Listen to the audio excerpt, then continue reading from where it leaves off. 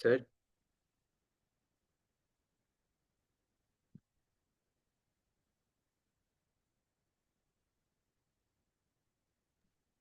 जी फरमाइए। सर मैं लास्ट के 10 मिनट्स में लीव कर सकता हूँ क्या? मतलब आधा घंटा पढ़ के। हाँ कर दीजिएगा, कोई बात नहीं। जाना है कहीं, मैच है? क्योंकि पापा भी बोलने बाहर जाने के लिए, तो पूछ रहे थे कितना टाइम लगेगा। अच्छा अच्छा। नहीं, मैं आपको, आप अगर जाना चाहते हैं तो आप जा सकते हैं, मैं आपको रिकॉर्डिंग दे दूंगा। लेकिन आप बैठ लें नहीं, थोड़ा उतना तो। इम्पोर्टेंट नहीं है तो मैं पढ़ सकता हूँ। ठीक है ठीक है। आप चले जाइएगा लास्ट के 10 मिनट में। मैं भी ओके आपको सर। 5 मिनट पहले ही छोड़ने की सोच रहा हूँ, 8:30 पे। और पहले खाना भी नहीं मिलता यार। कल मैं पढ़ा के गया था, खाना ही नहीं मिला। मंतशा, एक सेकंड में रिकॉर्डिंग पहले स्टॉप कर। आवाज आ रही है मेरी मंतशा? जी सर। आपकी बहुत लो आ रही है वॉइस। मेरी आवाज आ सर रही है? रिपीट करेंगे? जी। सर किस में, इस चैप्टर में? इस चैप्टर में वेव थ्योरी, वेव। जी। कोई ऐसा है जो नहीं बताया मैंने, जिनके नाम लिए हैं भी पांचों के? सर एक बार रिपीट कर देंगे नाम? देखिए, सबसे पहले न्यूटन कॉर्पसस थ्योरी, दूसरा ह्यूगन ji sir. Wave theory, Maxwell theory, Einstein quantum theory, और डी ब्रोगली डुअल थ्योरी। ये नहीं पढ़ी हमने पांचों?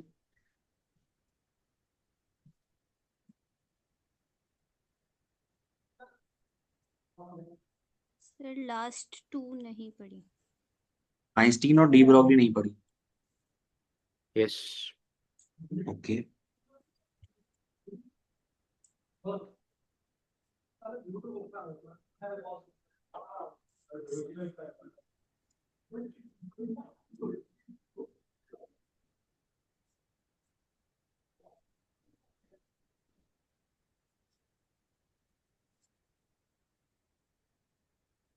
चलिए कोई बात नहीं।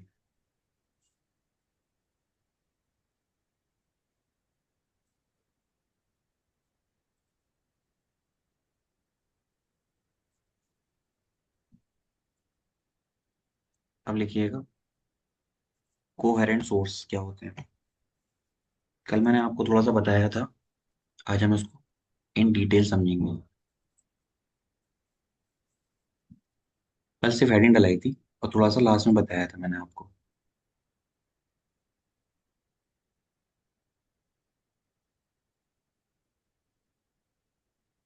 तो अगर आप, आपके पास नोटबुक वगैरह ले गई हैं आप मंतशा, या रफ पे लिख रही हैं? सर नहीं है हमारे पास, हमने कल वाला वर्क भी फेयर कर लिया था। ठीक है। कोहेरेंट सोर्स क्या होता है, ठीक है, इसके बारे में आप लिखिएगा। मैं बोल रहा हूँ, और अगर मेरी वॉइस कटे या मेरी वॉइस में लैग करे तो आप मुझसे दोबारा पूछ सकते हैं। ठीक है, मैं बता दूंगा। लिखिएगा, the source of light, the source of light which emit continuously,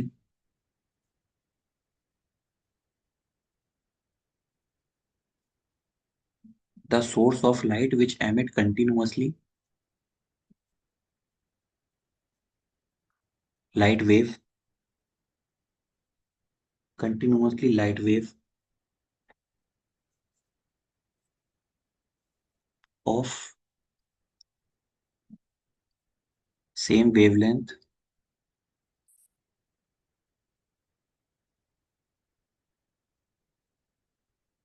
comma same frequency,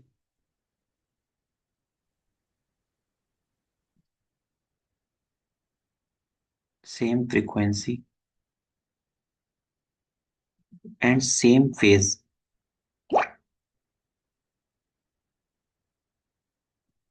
and same phase,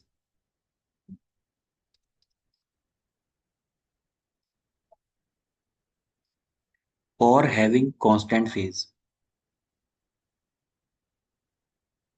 or having constant phase difference,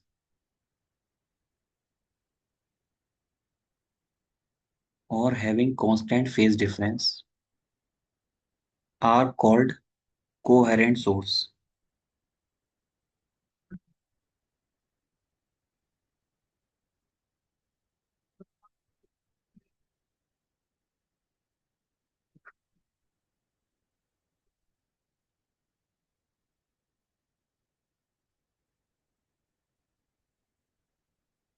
यानी कि एक सोर्स ऑफ लाइट है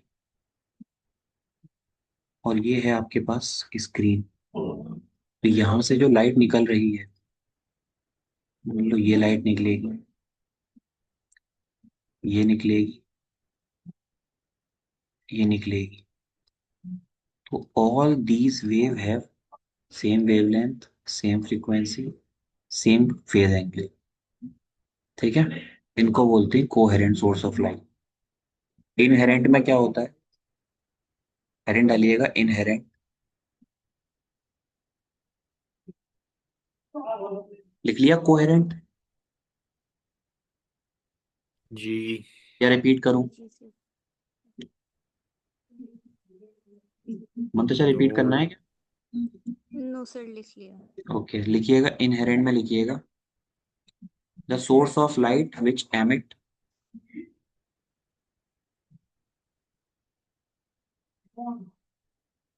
the source of light which emit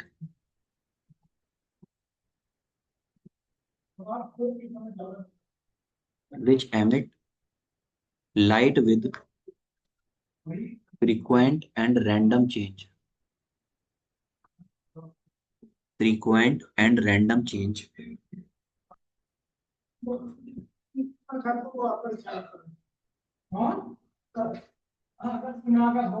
with frequent and random changes of the phase, frequent and random changes of the phase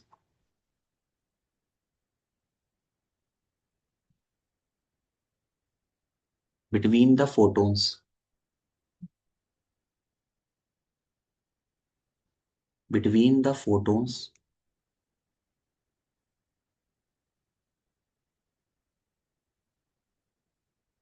are called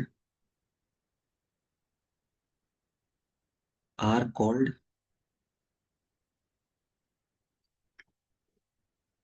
inherent sources,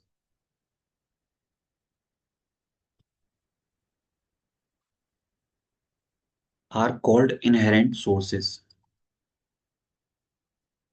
इसको मैं ऐसे नहीं दिखा सकता, मैं इसको आपको मैथमेटिकली समझाता हूँ। कल की अगर आपने क्लास की हो तो मैंने आपको दो सोर्स दिखाए थे। उन दोनों सोर्स को जब मैंने कोहेरेंट के साथ दिखाया था, यानी कि मैंने अगर आपको y1 लिखा था तो मैंने लिखा था a sine omega T plus के x1, और y2 जब मैंने लिखा था तो मैंने लिखा था a sine omega T plus के x2। ठीक है, तो ये आपके कोहेरेंट सोर्स थे जिनसे सेम एम्पलीट्यूड, सेम ओमेगा और सेम के की वैल्यू निकल रही है। लेकिन अगर मैं इनहेरेंट सोर्स की बात करूं और मुझे लिखना है y1, मुझे लिखना है y2, तो y1 यानी कि एक वेव का जो डिस्प्लेसमेंट है उसको लिखने का तरीका होगा आपका a1 sine omega 1t plus के x1, और जो a2 sine omega 2t plus के x2। तो यहाँ पर आपकी जो एंगुलर फ्रीक्वेंसी है ये चेंज हो जाती है जब इनहेरेंट सोर्स होता है। और ये एंगुलर फ्रीक्वेंसी चेंज कैसे होती है? ये चेंज होती है आपके फेस के फ्रीक्वेंट या रैंडम चेंज होने से। रैंडम चेंज यानी कि आपका फेस चेंज हो जाता है। अब रही बात फेस की, फेस कैसे लिखते हैं आप? उसमें लिखते हैं आप θ2 माइनस θ1। तो जो θ2 है हमारा, इससे पहले हमारा जो फेस का फॉर्मूला आया था वो आया था फाई इज इक्वल टू के इंटू डेल्टा एक्स, अगर आपको याद हो तो कल की क्लास में ये आया था। यस। अब थीटा वन की वैल्यू ये है और थीटा टू की वैल्यू ये है, तो आप यहाँ रखोगे तो क्या आएगा, omega two t plus k x one minus omega two t plus k x two. तो ये सोल्व होने के बाद बनेगा ओमेगा वन, यहाँ टू, यहाँ एक्स वन। तो ओमेगा ओमेगा वाली टर्म को एक साथ ले लो, ये हो जाएगा omega two minus omega one into t plus k बाहर ले लो x two minus x one. ठीक है। तो इस बार जो फाई आएगा आपका इनहेरेंट सोर्स के लिए, वो कैसा आएगा, इस तरह का। ठीक है ना। ये किसके लिए है, फॉर कोहेरेंट, और ये इनहेरेंट में है। तो आपका इनहेरेंट में आपने देखा एक टर्म ये एसोसिएट हो रहा है नया, ये किस चीज के बारे में बता रहा है, ये आपका बता रहा है एंगुलर फ्रीक्वेंसी चेंज के बारे में। तो अगर आपको एक टर्म में लिखना हो कि इनहेरेंट सोर्स क्या होते हैं, उसमें आप तो ये बोल दीजिएगा कि फेज एंगल जो है वो एंगुलर फ्रीक्वेंसी पर डिपेंड करता है, या फिर कह लीजिएगा कि एंगुलर फ्रीक्वेंसी चेंज होने का फैक्टर इसमें एक इंट्रोड्यूस हो जाता है। यानी कि बेसिकली फेज एंगल चेंज हो जाता है इनहेरेंट सोर्स के लिए। इसमें फेज एंगल ना, आप देखिए ये तो सेम रहता था, या कांस्टेंट फेज के साथ उसमें चेंज आता था इस तरह का। लेकिन इसमें कांस्टेंट फेज नहीं आएगा, इसमें जैसे जैसे वैल्यू वेरी करेगी वैसे वैसे इसकी वैल्यू भी चेंज होती रहेगी। इसलिए इनहेरेंट सोर्स फेज एंगल पर डिपेंड करता है, और फेज एंगल आपका वेरी करता है इनहेरेंट सोर्स में। और नॉर्मली अगर आपसे मैं बोलूँ ना कि आप इसे समझेंगे कैसे, तो इसके एक छोटा सा डायग्राम बना के मैं आपको समझा देता हूँ थोड़ा थोड़ा। एक सोर्स है और ये लाइट निकल रही है, तो यहाँ से लाइट निकलेगी अलग एम्पलीट्यूड की,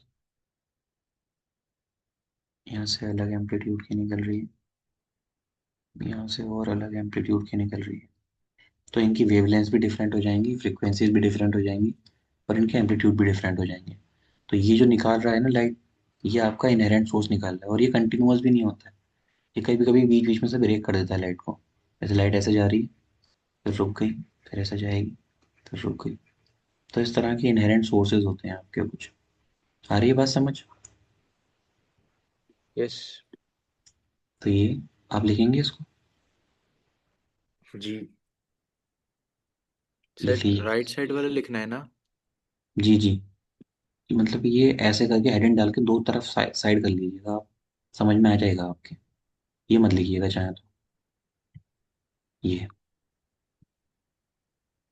वाला नहीं लिखिएगा, बाकी सब लिख सकते हैं।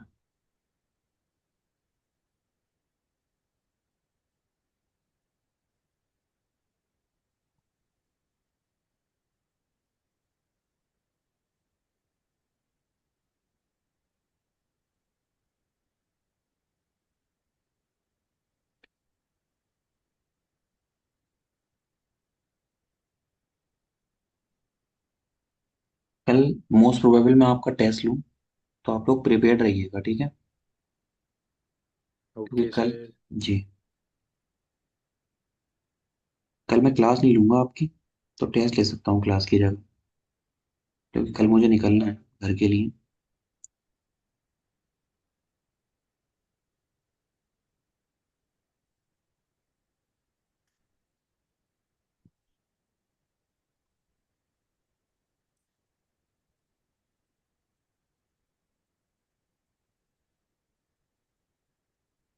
सर फर्स्ट 6 एक्सरसाइजेज ना?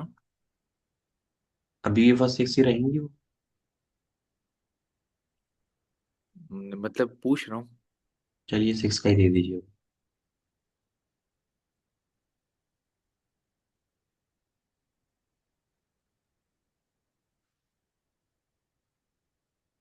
शुक्रिया।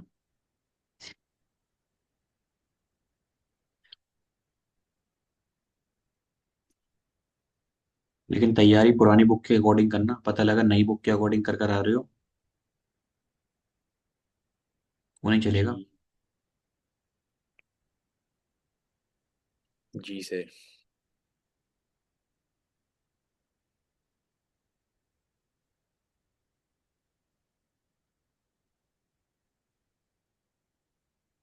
सर वो ओमेगा टी मतलब omega two minus omega one वो क्या है? ओमेगा टी माइनस ओमेगा, क्या कह रहे हैं? अच्छा sorry, omega two minus omega one, जो आपने जो इक्वेशन जो लिखी है। ओमेगा नहीं है, थीटा है। ओ। फेज डिफरेंस है वो। नो नो नो, जो आखिरी में जो आपने लिखा है ये फेस डिफरेंस इक्वल्स ओमेगा ये two minus angular omega. Angular frequency change है।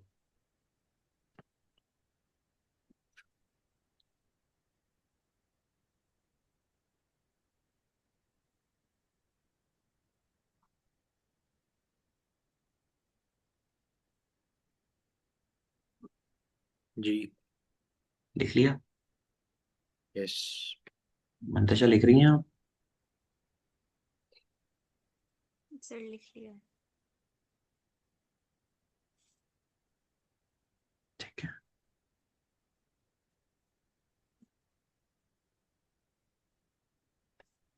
अब आप लोग इंटेंसिटी की बात कर चुके हैं हम। एक हेडिंग डालिएगा।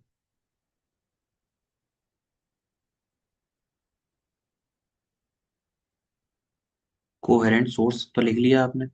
Same wavelength, same frequency, same phase, constant phase difference are called coherent source. ठीक है। एक नोट लिखिएगा पहले आप। नोट में लिखिएगा two coherent source are produce from. Note point डालिएगा, उसमें लिखिएगा two coherent source are produced from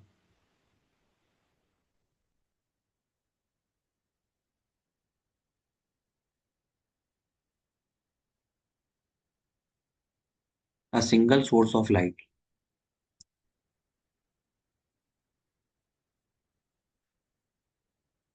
to coherent source are produced from a single source of light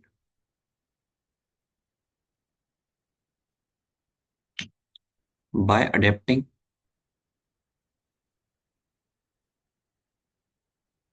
by adapting one of the following two method।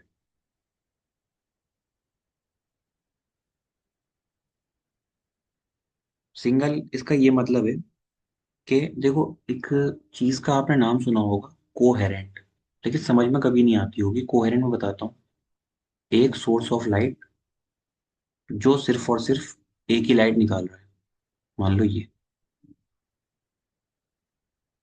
ठीक है, इसे बोलते हैं coherent. Inherent क्या होता है? इसी में से अगर और वेवलेंथ निकल रही है, एक के अलावा ये निकल रही है, या ये निकल रही है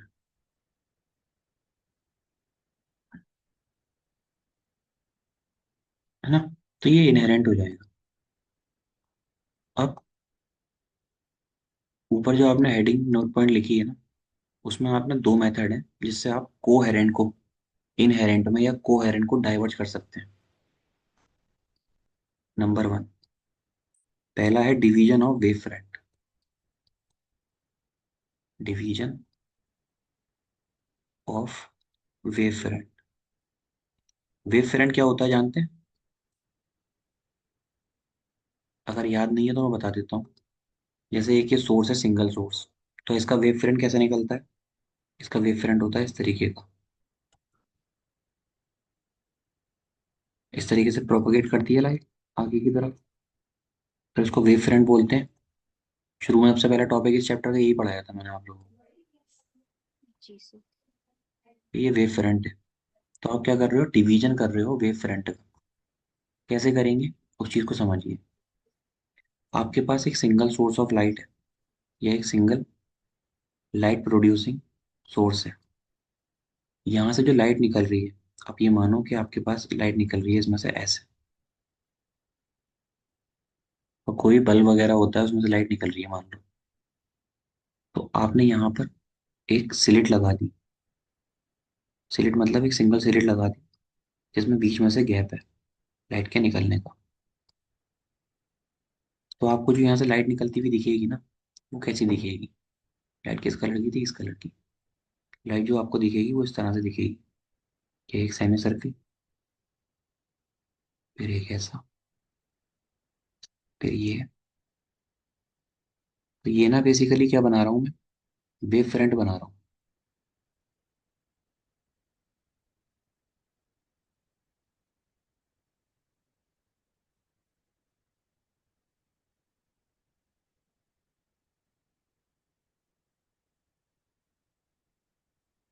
समझते रहिएगा, थ्योरेटिकल टॉपिक्स हैं ये, थोड़ा सा इसमें दिमाग लगाना पड़ता है एक्स्ट्रा। अब इसी वेव फ्रंट को आपने क्या करना है, आपको यहाँ पर एक और स्लिट यूज करनी है। यहाँ पर ये है एक स्लिट,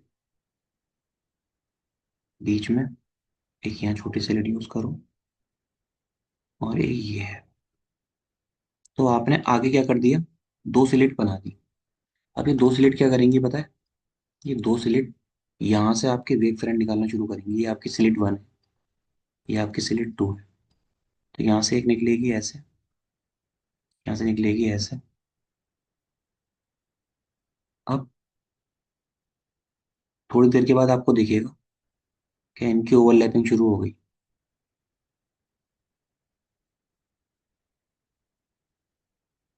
ठीक है। जी।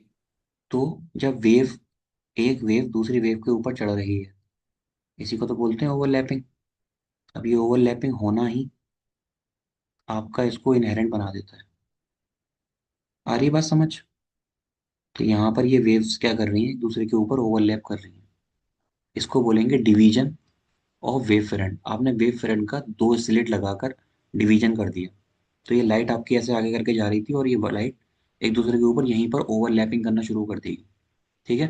तो ये बनाना बाद में, पहले आप इस डिवीजन ऑफ वेव फ्रंट के बारे में लिख लो कुछ पॉइंट। पॉइंट नंबर ए लिखिएगा, the light source is narrow. Light source is narrow, यानी कि जो लाइट सोर्स है आप इसको बहुत नैरो रखिएगा ताकि स्लिट में से लाइट पास हो पाए।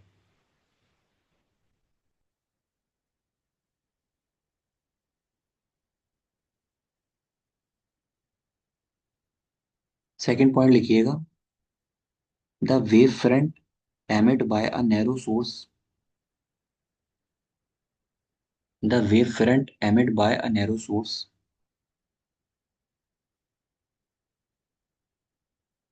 is divided in two part. The wave front emitted by a narrow source, ये जो वेव फ्रंट है ना, ये वाला, आप देखिए इसकी मदद से ये दो हिस्सों में टूट रहा है। तो the wave front emitted by a narrow source is divided in two part by reflection of refraction, by reflection of refraction।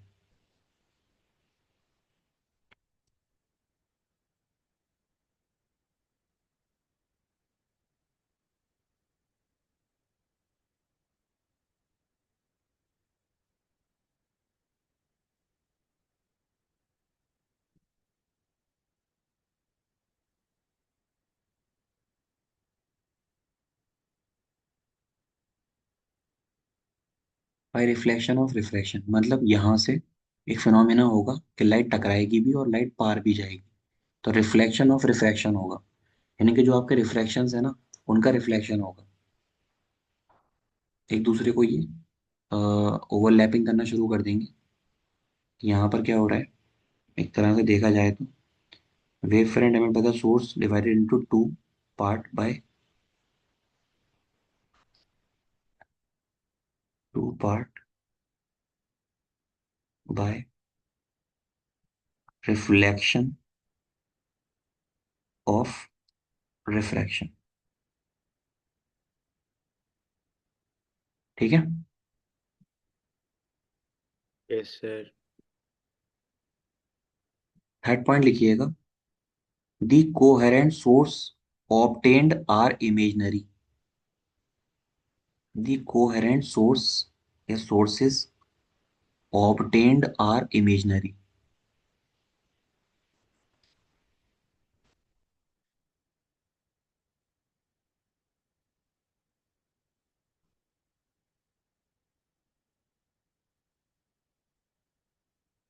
The coherent source are obtained, और the coherent source obtained are imaginary. अभी जो coherent source हैं ये imaginary obtained होते हैं। इनको obtain करने के लिए जिन जिन चीज़ों की हम ज़रूरत पड़ती है वो लिख लीजिएगा आप। जैसे कि आपका सबसे इम्पोर्टेंट है,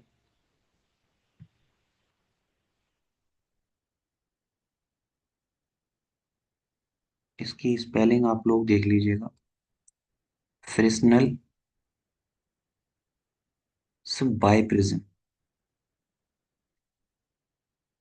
एक तो ये है जिसकी मदद से आप इसको एक किसी स्क्रीन पर ऑब्टेन करोगे। यहाँ एक स्क्रीन होगी जिसके ऊपर आप इसको ऑब्टेन करोगे। ठीक है। या फिर एक है आपका Lloyd's mirror Young's double slit experiment. इसको यंग्स डबल स्लिट एक्सपेरिमेंट के नाम से जानते हैं आप लिखिएगा, इसका पूरा नाम है लियोर्ड, ये हम आगे पढ़ेंगे इसको। Lloyd's mirror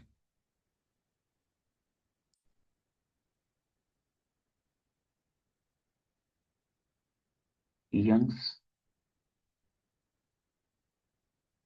double slit experiment या स्लिट एटसेट्रा। डबल स्लिट का मतलब ये होता है कि आपने जो यूज किया है ना यहाँ पर, ये गैप है, गैप ये है। रेहान, आपको जाना है? जी सर। जी। ठीक है, आप जा सकते हैं। मैं आपको नोट्स और ये वीडियो भी सेंड कर दूंगा लास्ट की। ओके। ओके सर, शुक्रिया सर। अस्सलाम वालेकुम। मंतशा, जी सर। आप लिख रही हैं? जी सर। ऐसा तो नहीं है कुछ समझ में ही नहीं आ रहा हो क्या चल रहा है? ये ना थोड़ा सर, टॉपिक, आ रहा है। नहीं ये थोड़ा टॉपिक ना ऐसा है कि बाकी टॉपिक के कंपैरिजन में ना ये इतने सिंपल वे में नहीं आता। तो इसके पीछे की थ्योरी क्या है वो मैं आपको बता रहा हूँ। एक एक्सपेरिमेंट किया गया था, उस एक्सपेरिमेंट की स्क्रीन ऑब्टेन की गई थी यहाँ पर।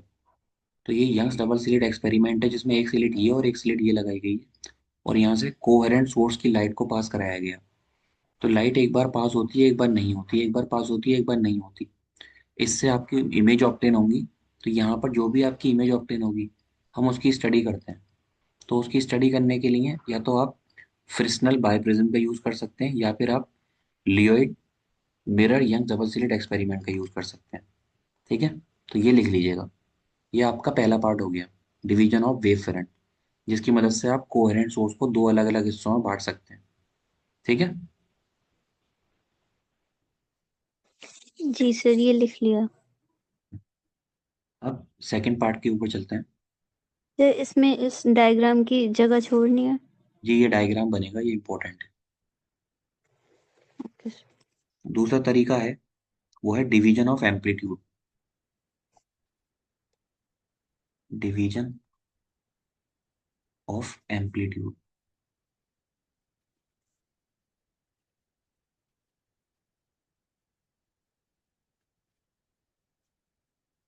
इस एक्सपेरिमेंट को समझ लीजिए पहले आप। इसमें क्या होगा, किस तरीके से आप इसके दो हिस्से करेंगे। देखो, एक सोर्स है जो लाइट को भेजेगा। यहाँ पर आप एक लेंस लगा, अब लेंस से लाइट निकली, सीधे गई। उसके बाद आपने यहाँ पर एक मिरर लगा दिया, या रिफ्लेक्टिंग, नहीं रिफ्रैक्टिंग मिरर वो लगाया लेंस, मतलब इस तरह का जिसमें रिफ्रैक्शन हो। तो रिफ्रैक्शन किस तरीके से होगा कि लाइट आई यहाँ पर, लाइट बैंड करेगी, और बैंड करके लाइट पर सीधे निकल जाएगी। अब इस इमेज को आप क्या करोगे, बिल्कुल परपेंडिकुलर गिराओगे एक ऑब्जेक्ट पर जो स्क्रीन है। तो जैसे आपने इसको परपेंडिकुलर गिराया, तो कभी भी लाइट जब परपेंडिकुलर की सरफेस पे गिरती है तो रिफ्लेक्ट बैक चली जाती है। तो ये रिफ्लेक्ट बैक हो जाएगी यहाँ से। अब यहाँ पे ना दो चीज़ें होंगी। एक तो ये है कि जब ये रिफ्लेक्ट बैक करेगी तो आपको ये लाइट टकरा कर यहाँ भी जाएगी। ठीक है, तो यहाँ पर एक ये आ गई लाइट। और आपको दिख रहा है ये लाइट स्ट्रेट पाथ पे नहीं आएगी, ये बेसिकली यहाँ से आप वेव भेज रहे हो। तो यहाँ पर एक वेव, एक तो वेव ये जा रही है, एक वेव आ रही है, यहाँ से देखो। एक वेव जाएगी और एक वेव यहाँ से टकरा के वापस आएगी। तो यहाँ पर एक और एक दो वेव आपस में क्या करेंगी, सुपर इम्पोज करेंगी। तो सुपर इम्पोज की वजह से एक वेव इधर आ जाएगी और एक वेव आपकी इधर चली जाएगी। यहाँ जो एक्स्ट्रा वेव आ रही है वो इधर की तरफ भेज देंगे। ऐसे ही यहाँ पर आप एक मिरर लगाएंगे, क्योंकि जब लाइट वेव आपके पास यहाँ आ रही है तो इस बात पे जाने की कोशिश करेगी तो वो ऊपर भी जाएगी। तो एक तरीका ये है कि आपकी वेव इधर जाएगी और इधर आएगी। तो ये है आपके पास रिफ्लेक्टिंग मिरर एक और यहाँ पर। तो आपने क्या किया, एम्पलीट्यूड का डिवीजन कर दिया। और लाइट जब टकरा कर सीधे सीधे वापस आएगी ना, तो दोनों एक दूसरे के ऊपर ओवरलैप करना शुरू कर देंगे। इसका मतलब ओवरलैप कर रही है तो सुपर इम्पोज होगा।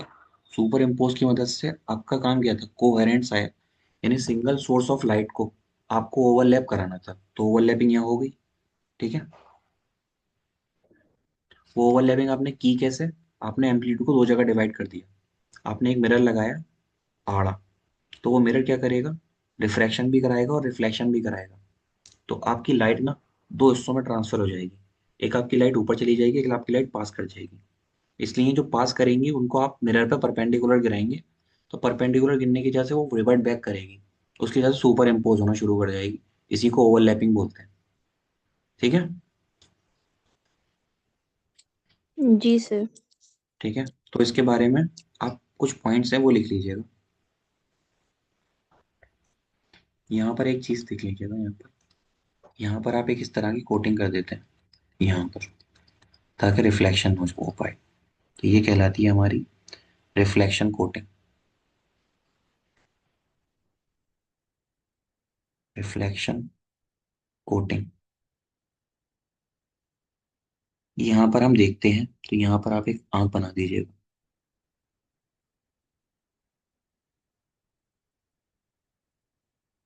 ठीक है,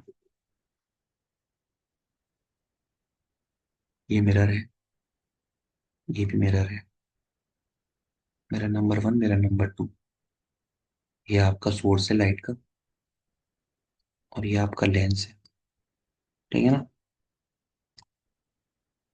इसके बारे में लिखिएगा आप पहला point, the light source is extended. The light source is extended, full stop. The light wave partly reflected and partly transmitted. Light source are extended, full stop लगाकर लाइट वेव पार्टली रिफ्लेक्टेड, यानी कि जो आपकी partly reflected है ना उसके bracket में लगा के लिख दीजिएगा 50% आपकी रिफ्लेक्ट करेगी, एंड पार्टली यानी 50% आपकी ट्रांसमिट कर जाएगी लाइट। तो 50% ट्रांसमिट हो रही है और 50% आपकी लाइट रिफ्लेक्ट कर रही है।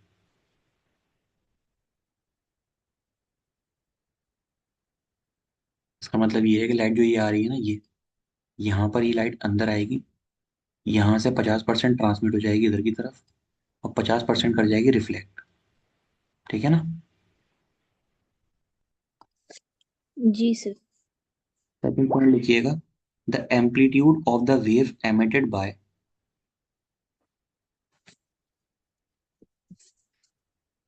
The amplitude of the wave emitted by,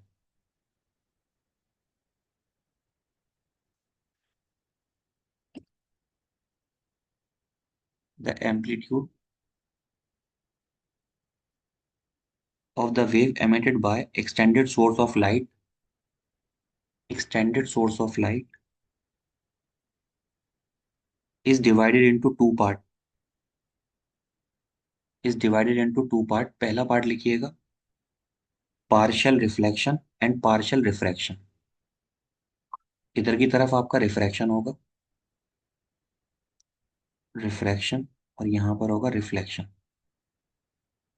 partial reflection and partial refraction. उसके बाद थर्ड नंबर पर है आपका, लिख लिया partial reflection and partial refraction? जी सर, ये ब्रैकेट में लिखना है ना? नहीं नहीं, ब्रैकेट में नहीं, साथ साथ ही लिखना है। The amplitude of the wave emitted by the extended source of light is divided into two parts, partial reflection and partial refraction.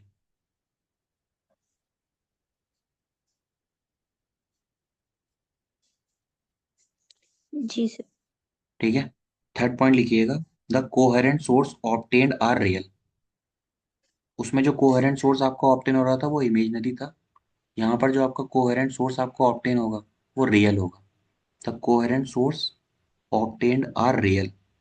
अब ये आप इसको ऑब्टेन कैसे करते हैं? एक तो आपका न्यूटन रिंग एग्जाम्पल है, ये बीच में रिंग लगी हुई है, न्यूटन रिंग एग्जाम्पल है। दूसरा है आपका माइकलसन इंटरफेरोमीटर कलर इन थिन फिल्म। तो ये नाम लिख लीजिएगा दोनों आप, पहला और दूसरा।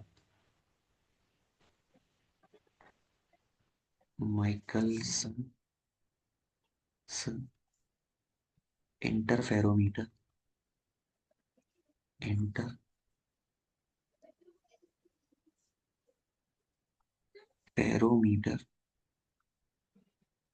कलर्स इन थिन फिल्म, कलर्स इन थिन फिल्म। ठीक है, ये लिख लीजिए और ये डायग्राम बना लीजिएगा आप। मैं आपको ये भेज दूंगा क्योंकि अब मीटिंग होने वाली है ओवर,